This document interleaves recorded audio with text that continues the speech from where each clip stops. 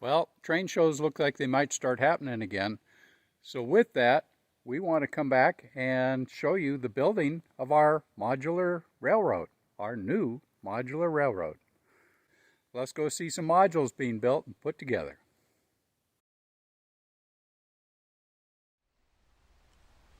Welcome back, everyone. Sorry I've been gone so long. It's been a very, very busy summer. Just getting into fall now. Kids will be going back to school soon. We have been really busy working on the new train modules for the club. Our new club module has all been primed, track laid, some scenery has been put on it. Without any further ado, let's get in and see what we've got here. Thank you.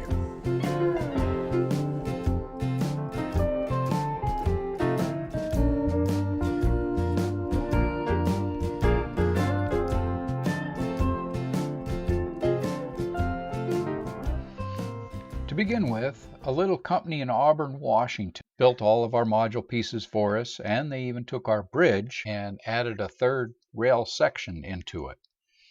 Here you can see some of our bridge being put together. We did have to do a little of the work ourselves, and then we moved the bridge ourselves to our working barn.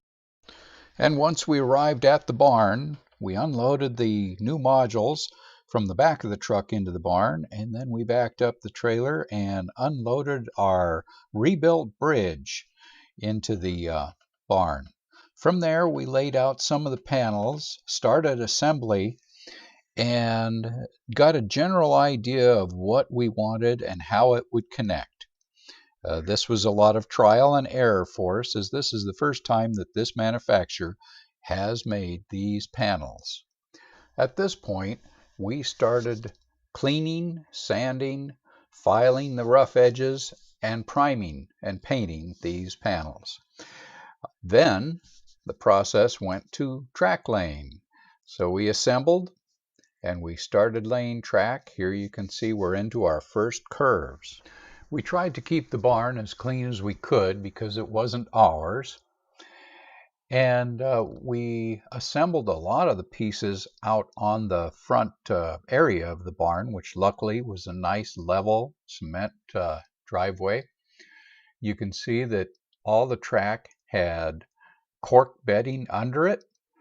We had a bunch of brand new track, so we were able to bend the new pieces. And in the end, it looked really good. At the end of the days, we would store the modules upright at the end of the garage.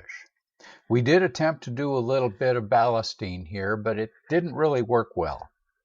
And enough good cannot be said for all the people who volunteered, Norm and Alex. And we have Barry and Terry. And of course, don't forget our president and her husband, Beth and Dawn. The tracks were tested numerous times throughout the build just to make sure that we had no derailments that would happen, that all the curves were accurate size, and just that it really looked good.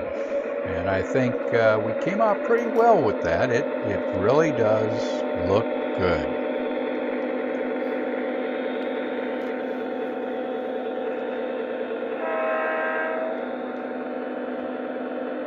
The wiring was primarily done by just a few of us. We set up a cart with proper wire colors, all in 14 gauge wire, American Standard, and we tried to use all new plugs and wire setups. There was a lot of sitting, a lot of time involved in wiring all these. We attempted to make good connections and make sure everything was as per the color code. And I'm having to say almost everything worked out right. I did find in the end when we were testing it 3 connections that had been crossed. And I'm pretty sure I did at least one of those myself. So we did get everything good in the end. It all figures out and works well. In the meantime, Alex, in the background here, received from Norm, here, the drop module for the trestle and mill setup. Alex did the preliminary setup for the track lane, then took the module home and did the scenery and the water setup and coloring and everything at home. It actually came out very nicely, and when set up at the fair, looked beautiful. And with just a couple of weeks to go before the fair and everything that we needed to set up, we received our racks that will hold all of the new modules. And I think I'm going to leave it right there for our next video. So please stay tuned and keep an eye out for the next video. We'll see you all down the rails.